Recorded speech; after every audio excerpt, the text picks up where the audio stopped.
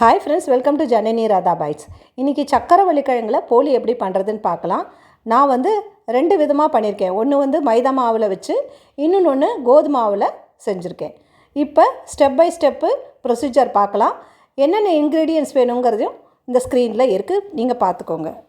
First step, நம்ம மாவு பிசைஞ்சுக்கணும். நான் 1/2 கப்பு கோதுமை மாவு, 1/2 கப்பு மைதா மாவு எடுத்துட்டுருக்கேன். இப்போ முதல்ல மைதா மாவில் 1/2 கப்பில் கொஞ்சமாக மஞ்சத்தூள், உப்பு போட்டு கொஞ்சமாக தண்ணி விட்டு பிசைஞ்சுக்கணும். மைதா மாவு நல்லா இழுத்து நல்லா பிசைஞ்சுக்கணும். கொஞ்சம் எண்ணெய் விட்டுண்டு பிசையணும். நான் கம்மியாக தான், ஒரு 3-4 தான் போலி பண்ணுறதுனால கம்மி மாவு எடுத்துட்டுருக்கேன். உங்களுக்கு ஜாஸ்தியாக வேணும்னா இதை பார்த்துட்டு டிசைட் பண்ணி அது மாதிரி செஞ்சுக்கோங்க. அதே மாதிரி கோதுமாவையும் பிசைஞ்சுக்கணும். நான் வந்து ஒரு 1/2 கப்பு எடுத்துட்டுருக்கேன். இந்த 1/2 கப்புங்கிறது 125 கிராமு.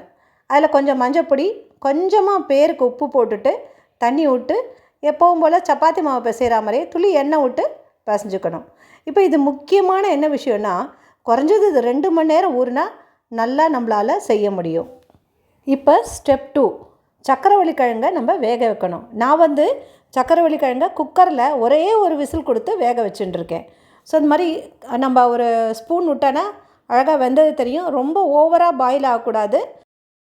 கரெக்டாக இந்த மாதிரி இருந்தால் தான் நம்மளால் வந்து திருவி ரெடி பண்ண முடியும். இப்போ ஸ்டெப் 3, பூரணம் ரெடி பண்ணோம் போலிக்கு. இப்போ அதுக்கு தேவையான சாமான்லாம் பார்த்துக்கணும்.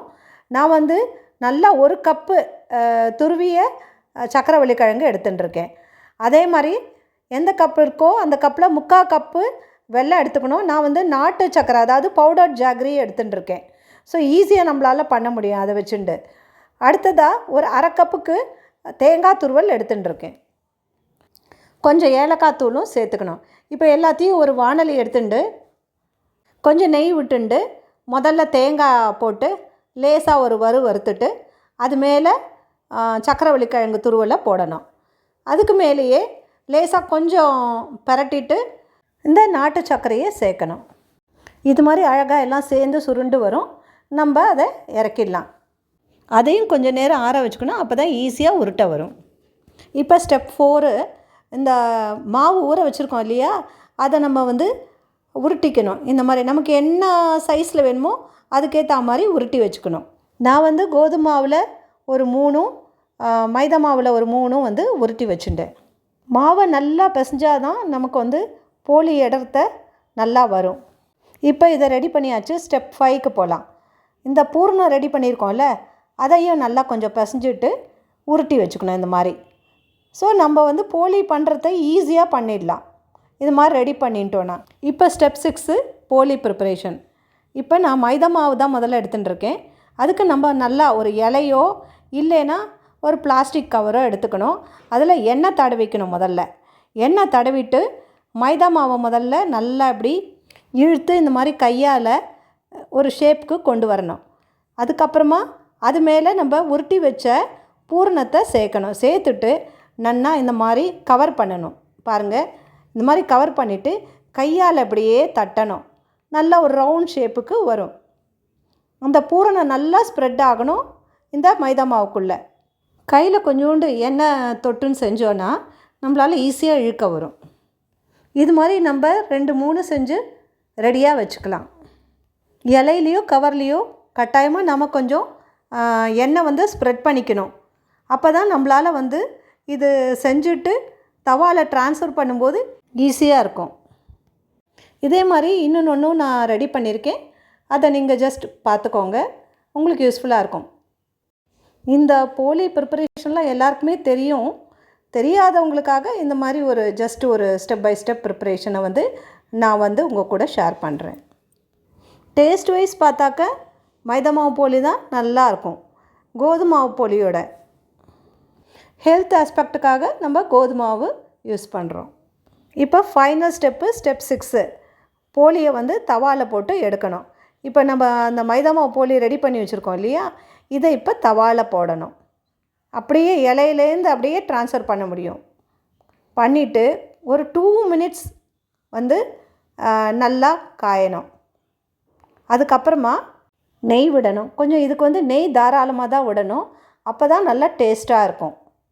2 பக்கமும் நல்லா குக்கான உடனே அந்த போலியை நம்ம எடுத்து ஒரு தட்டிலையோ இல்லை ஹாட் பேக்லேயோ வச்சிடலாம். நம்ம சர்வ் பண்ணும்போது கொஞ்சம் நெய் விட்டு கொடுக்கலாம். நம்ம மைதா மாவில் எப்படி போலி பண்ணுறதுன்னு பார்த்தாச்சு. இப்போ நாம் கோதுமை மாவில் போலி எப்படி பண்ணுறதுன்னு பார்க்கலாம். எல்லாம் ஒரே ப்ராசஸ் தான். மைதா மாவுனா உங்களுக்கு நல்லா ஈஸியாக இழுக்க வரும். கோதுமை மாவுனா நம்ம ரோல் பண்ணணும். நம்ம சப்பாத்திக்கு எப்படி பண்ணுறோமோ அது மாதிரி மாவை எடுத்து ரோல் பண்ணி ரெடி பண்ணணும். இப்போ இந்த மாதிரி ரோல் பண்ண அப்புறமா இந்த பூரணம் இருக்கு இல்லையா, அந்த உருண்டையை எடுத்து இதுக்கு நடுவில் வச்சு க்ளோஸ் பண்ணணும். க்ளோஸ் பண்ணிவிட்டு எக்ஸஸாக இருக்கிற மாவை நம்ம ரிமூவ் பண்ணிடணும். ரிமூவ் பண்ணிட்டு இப்போ திருப்பி நம்ம ரோல் பண்ணோம். மேலே கொஞ்சம் கோதுமை மாவை ஸ்ப்ரே பண்ணிவிட்டு கூட எடலாம் கொஞ்சம் ஈஸியாக எடை வரும். கொஞ்சம் புரியறதுக்காக நான் ஃபுல்லாக வீடியோவில் ஷேர் பண்ணியிருக்கேன். கோதுமை மாவு வயிற்றுக்கு ஒன்றும் பண்ணாது. அதனால் ஈவினிங்கில் குழந்தைங்க ஸ்கூல்லேருந்து வந்தால் கூட இது மாதிரி நம்ம செஞ்சு கொடுக்கலாம். கொஞ்சமாக மாவு பிசைஞ்சு இந்த சக்கரவள்ளி கிழங்கு இப்போ சீசன் நல்லா கிடைக்கும். இது மாதிரி குழந்தைங்களுக்கு பண்ணி கொடுக்கலாம். ஜென்ரலாக நம்ம போலி செய்கிறதுனா கடலைப்பருப்பு, வெல்லம், தேங்காய் போட்டு தான் செய்கிற வழக்கம் இருக்குது. ஆனால் இந்த சக்கரவள்ளி கிழங்கு போட்டு செய்கிறதுங்கிறது ரொம்ப ஒரு டிஃப்ரெண்ட் டேஸ்ட்டாக இருக்கும்.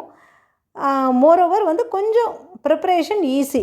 கடலைப்பருப்பு வச்சு செய்கிறத விட இது கொஞ்சம் ஈஸியாக இருக்கும். இங்கே கோதுமை மாவு வச்சு எப்படி ரோல் பண்ணுறதுன்னு நீங்கள் பார்த்துட்டீங்க. இப்போ இதை எடுத்து தவாவில் போட்டு நம்ம ரெடி பண்ண வேண்டியது தான். அதே மாதிரி தான் கொஞ்சம் இது எடுக்கிறது கஷ்டம், பொறுமையாக தான் எடுக்கணும். நல்லா 2 பக்கமும் வேகணும். நெய் விடணும், தாராளமாக விட்டு எடுக்க வேண்டியது தான். இப்போ கோதுமாவில் செஞ்ச போலி ரெடி. போகி ஃபெஸ்டிவலுக்கு இந்த போலி செய்கிற வழக்கம் இருக்குது. ஸோ அதனால் இன்றைக்கி உங்ககிட்ட நான் போகினால் ஷேர் பண்ணிட்டுருக்கேன். நீங்கள் இந்த ரெசிபி கட்டாயமாக ட்ரை பண்ணி பாருங்கள்.